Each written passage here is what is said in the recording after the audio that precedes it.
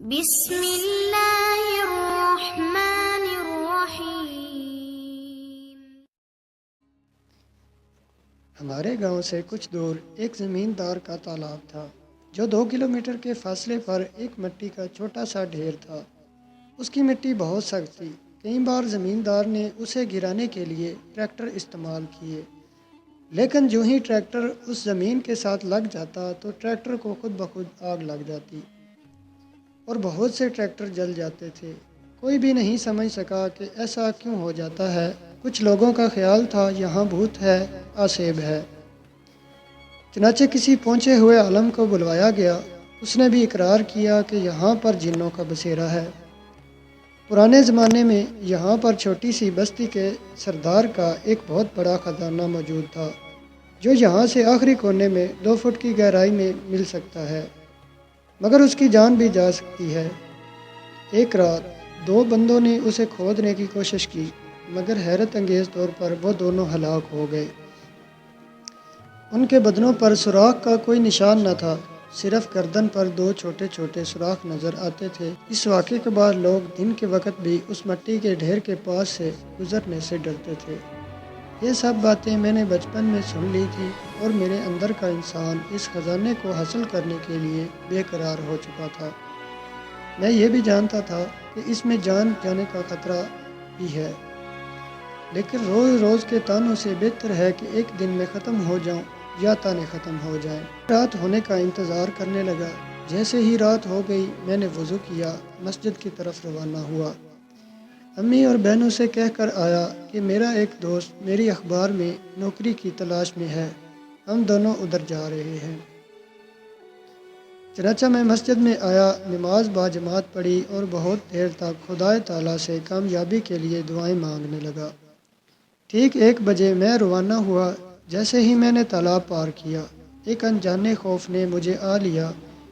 دور ہی سے مجھے اس مٹی کے ڈھیر کے آثار نظر آ رہے تھے، کیونکہ چاند پوری اپنی آب و تاب کے ساتھ چمک رہا تھا۔ جیسے ہی میں وہاں پہنچا تو پہلے میں عمل کے بتائے ہوئے صحیح سمت کا تعین کرنے لگا۔ جب میں کلاڑے سے وہ جگہ کورید رہا تھا تو ایک نسوانی چیخ نے مجھے ڈرا دیا۔ چیخ اس جگہ سے آ رہی تھی جس جگہ میں کھدائی کر رہا تھا۔ میں نے اللہ کا نام لے کر ایک اور کلاڑی ماری تو اس دفعہ چیخ اور بھی تیز ہو گئی۔ میں نے جلدی جلدی آیت الکرسی پڑھنا شروع کر دی تو پورے کا پورا مٹی کا ڈھیر لرزنے لگا اور چیخیں معدوم ہو گئیں۔ میں نے جلدی جلدی بیلچے سے مٹی ہٹائی، اس کے بعد مجھے کوئی بھی چیخ سنائی نہیں دی۔ جب میں نے کچھ گہرا گڑھا کھودا تو میں حیران رہ گیا کہ وہاں پر ایک بڑا سا صندوق پڑا تھا۔ میری خوشی کا تو کوئی ٹھکانہ نہ رہا۔ میں نے وہ صندوق اٹھا لیا۔ صندوق کا وزن نہ ہونے کے برابر تھا۔ جب میں نے صندوق کو اچھی طرح صاف کیا تو اس پر ایک چھوٹا سا تالا تھا اور عجیب سے چند فقرے لکھے ہوئے تھے جسے میں نہیں سمجھ سکا۔ تالا بہت چھوٹا سا تھا۔ تھوڑی سی زور آزمائی کے بعد تالا ٹوٹ گیا۔ میں نے جیسے ہی صندوق کھولا تو وہاں پر ایک چھوٹی سی ڈبیا رکھی ہوئی تھی۔ میں نے ڈبیا کو کھول کر دیکھا تو اس میں ایک کالی مورتی پڑی ہوئی نظر آئی۔ میرے سارے خواب چکنا چور ہو گئے۔ میں ایک بڑے سے خزانے کے خواب دیکھ رہا تھا اور ملی ایک مورتی۔ کھودا پہاڑ اور نکلا چوہا۔ میں نے وہ مورتی جیب میں ڈال لی اور اپنا کلاڑا اور بیلچہ ساتھ لیا۔ ایک بار پھر اس جگہ کی طرف دیکھا کہ شاید کچھ اور بھی ہو، لیکن یہ کیا؟ وہاں تو ایسے معلوم ہوتا تھا جیسے کچھ کھودا ہی نہیں گیا۔ حیران دیکھتا رہا۔ ایک طرف سے وہی نسوانی آواز آئی کہ تم نے ہماری مقدس مورتی کو ہاتھ لگایا ہے اور اسے اس ڈبیا سے نکالا ہے۔ آج سے تمہاری بربادیوں کے دن شروع ہو گئے۔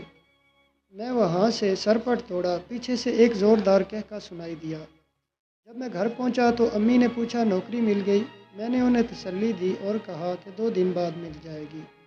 امی بہت خوش ہوئیں اور مجھے دعائیں دینے لگیں۔ صبح میں اٹھا تو میرے چچا کے گھر سے رونے کی آوازیں آ رہی تھی۔ گھر پر کوئی بھی نہیں تھا جس سے پوچھا جاتا۔ میں بھی سیدھا وہیں پر گیا۔ جب رونے کی وجہ پوچھی تو کہا تمہاری منگیتر اور تمہارے چچا کی بیٹی فوزیہ فوت ہو گئی ہے۔ مجھے ایک گہرا صدمہ لگا۔ اچانک میرے دماغ میں یہ سوال ابھرا کہ اسے دیکھا جائے، کیونکہ کوئی بھی یہ نہیں بتا سکتا کہ یہ کیسے مر گئی۔ رات تک تو ٹھیک ٹھاک تھی۔ جب میں نے اس کے چہرے سے چادر ہٹائی تو میں لرزا، کیونکہ اس کے گردن پر 2 چھوٹے چھوٹے نہایت باریک سوراخ تھے۔ میرے ذہن میں وہ رات والے واقعے کی باتیں گونجنے لگیں۔ میرا تو خوف سے برا حال ہو گیا۔ میں سب کو روتا چھوڑ کر شہر آ گیا۔ یہاں پر ایک بہت بڑی مسجد کے امام اور پہنچے ہوئے بزرگ سے ملا۔ سارا واقعہ اس کو سنایا تو اس نے کچھ دیر آنکھیں بند کر کے مجھے بتایا، اصل تم نے سچ مچ ان جنات کی مقدس مورتی چرائی ہے، یا تمہیں ختم کرنے کے ساتھ ساتھ ہمارے سارے خاندان کو بھی برباد کر دیں گے۔ مولوی صاحب کے پاؤں پکڑے اور ان سے التجا کی کہ وہ کچھ کریں۔ صاحب نے مجھے روکا اور کہا اس کا ایک ہی حل ہے، اپنی شہادت کی انگلی کی قربانی دینا پڑے گی۔ 14ویں جو کہ آج رات ہے، اس جگہ جا کر اپنی انگلی پھینکنی ہے۔ جنات نمودار ہوں گے اور تمہیں کھا جانے کے لیے آگے بڑھیں گے، لیکن تمہاری انگلی کی وجہ سے وہ تم تک نہیں پہنچ سکیں گے،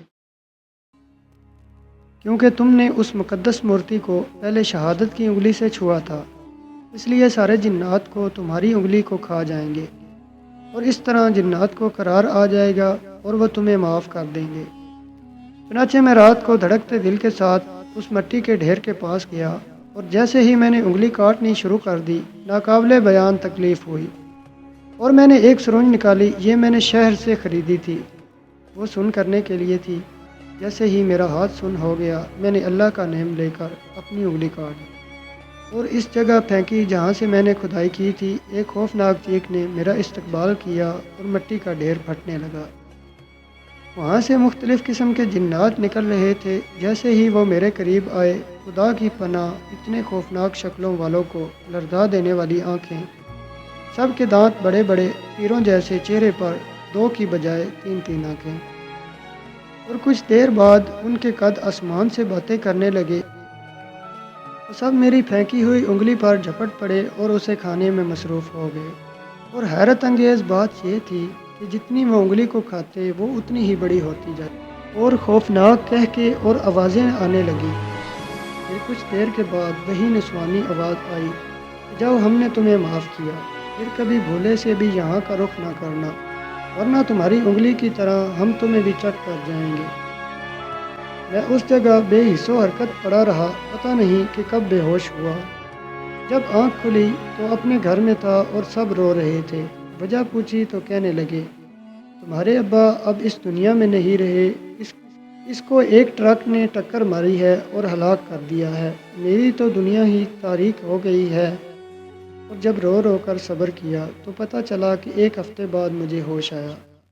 میں بہت پریشان ہوا، اور جب جیب میں ہاتھ ڈالا تو وہی منحوس کالی مورتی میرا منہ چڑھا رہی تھی۔